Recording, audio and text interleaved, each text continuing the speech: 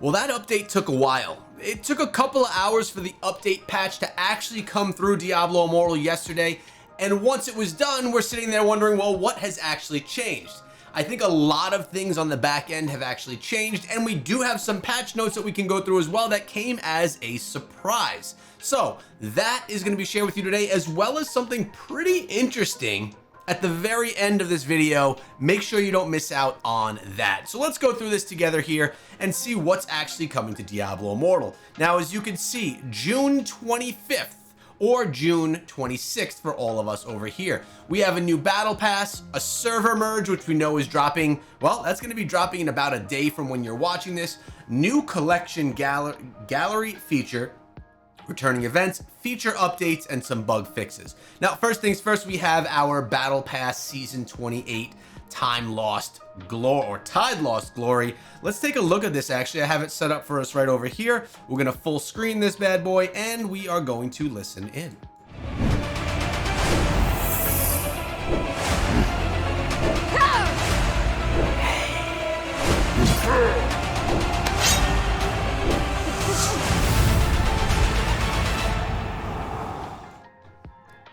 All right, so not the best, not the worst. I like the blue elements to it, but as we always say, for Battle Pass related stuff, this is all just specific to what you like as far as art goes. Nothing can compare with some of the cosmetics that we get both for orbs in the market or things that we can get that are Phantom Market related cosmetics. We just can't compare those types of things. But this is gonna be going on from July 4th, happy 4th of July, to August 1st, and it's gonna be Season 27's Battle Pass. Again, just so you all know, I always buy the $5 Battle Pass cosmetic whole thing.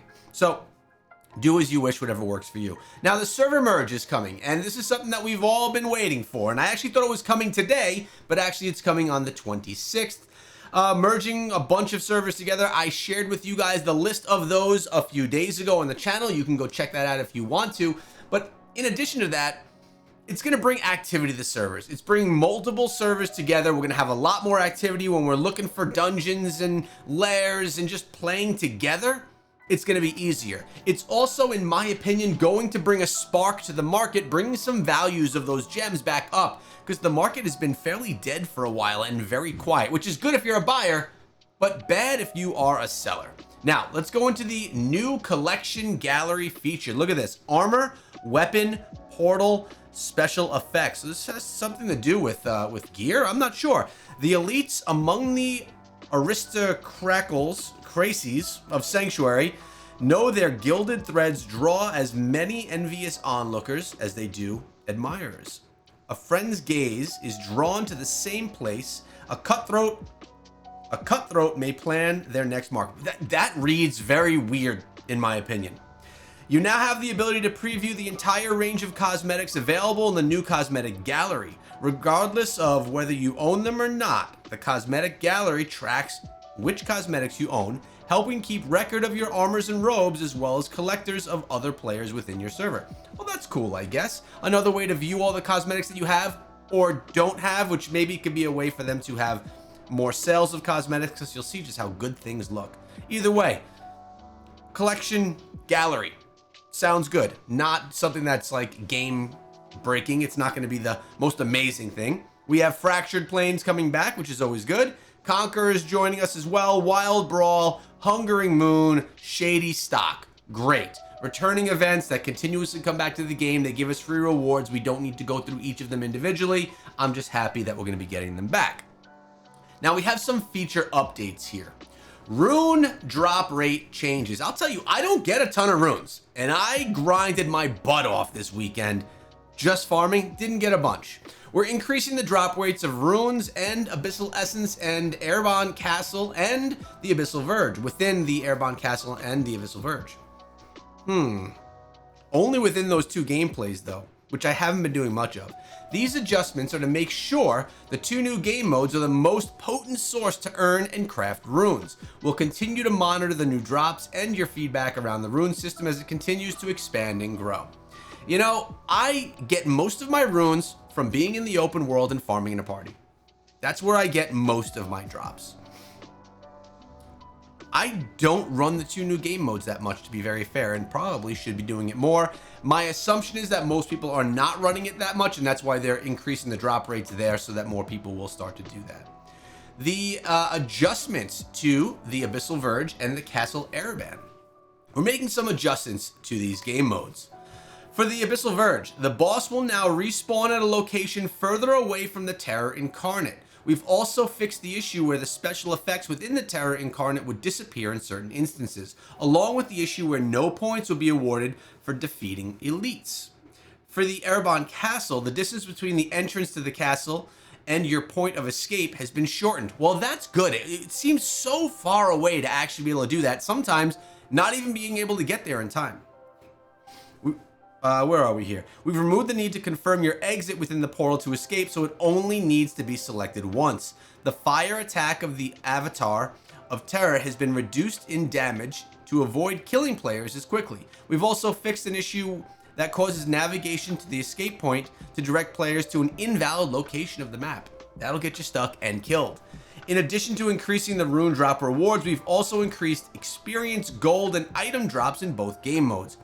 Hitting a higher score threshold in the Abyssal Verge and the danger meter in the Castle Ereban will bolster these rewards even further. Again, my assumption, as a player myself, it was 2 game modes that I messed around with a bit and then kind of moved away from. I'm assuming that other players have done the same, and this is why they want to bring players back with more enhanced rewards for that. A Shadow War management tool. We recognize that managing adventurers for their participation in Shadow Wars can be a complex yet critical task, which can sometimes cause them to participate in the wrong match or miss a final entirely. To improve the mighty delegation, we're introducing the new Shadow War management tool to help make the process easier. This is a good thing. Red October is going to love it. Now, clan leaders and officers can arrange and plan who will participate in their Shadow War at any time in the week in advance of their match, removing any confusion of missing the Shadow War. Learn how to harness the mighty tool by checking out this new feature inside of the game. All right, cool. So a little bit more for the management element. We have some Battleground rank changes. Considering how frustrating it is to lose your rank in Battlegrounds after fighting for a long time to reach it, we're changing the way ranks function after several losses. After reaching a major rank within Battlegrounds, you'll no longer fall from the major rank, but instead within that tier. You would stay within that tier. That ensures that as long as you get one of the major ranks, silver, gold, or legendary, your rank will reduce but not drop to one of a lower rank tiers before the end of the season. So essentially, once you reach silver, you stay silver. Once you reach gold, you stay gold. Legendary, you stay legendary. That's nice as well. It does feel bad in any game you play to reach ranks and then just drop big time below it and have to then just go re-reach it again. Battlegrounds time extends. We're extending Battlegrounds availability by 2 hours from 8 p.m. to 10 p.m. local server time, making the overall time 6 p.m. to 10 p.m., giving you even more time to fight against your fierce rivals. This is good. More time for PvP. This probably has to do with the server merge happening. There's going to be more active players, so they can extend that Battlegrounds time, assuming that they're going to have enough players to participate in Battlegrounds. I like that. Phantom Market effects functionality changes. Come on.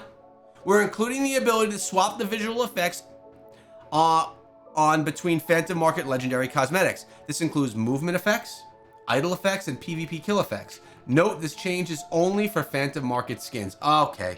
I thought that was going to say something different. That's cool. So you have many different Phantom Market cosmetics and the effects. You could take the kill effect from this one and you could take another effect from another one, merge them into one, which is great, especially for people that are spending $170 for Phantom Market cosmetics.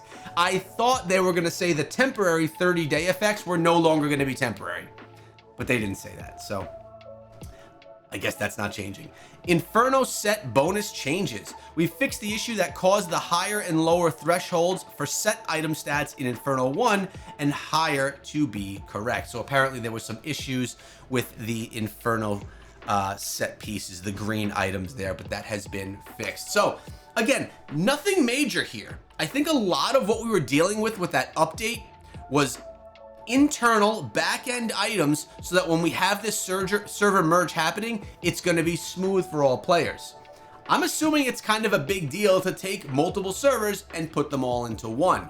I don't code stuff, so I don't know, but I'm glad that this update happened and is preparing us for a smooth crossover. With that being said, it was quite odd that the game was down for a couple of hours and it was in the middle of the day. Typically those happen at night. So we'll have to see how it all goes. The one thing that I said I want to say for you, it actually has to do with my other channel. And if you take a look over here at my main channel, this is my OG channel, been on this channel for 8 years. This game right here was just announced. It's called Project Rise. It's in early alpha. It's a Supercell game. And the reason I'm sharing it with you guys is because it's a Supercell action RPG game. It's in early alpha. So you got early alpha, alpha, beta. Things not going to be out probably for a year, if not more. But I'm excited about it, and I decided that I will be going all in on this game on my main channel. It's my Echo Gaming YouTube channel. So if you have any interest in action RPGs in a Clash universe, you can go check it out. If not, well, then we stay here and do Diablo Immortal things, because we're not changing what's happening on this channel. This channel is staying Diablo Immortal until the end of time, or until the end of Diablo Immortal. Hope you guys are enjoying the game. Good luck with your server merges, and for all of you that are going to be in my server or that we're all being merged together, I can't wait to play with you guys and to meet you all.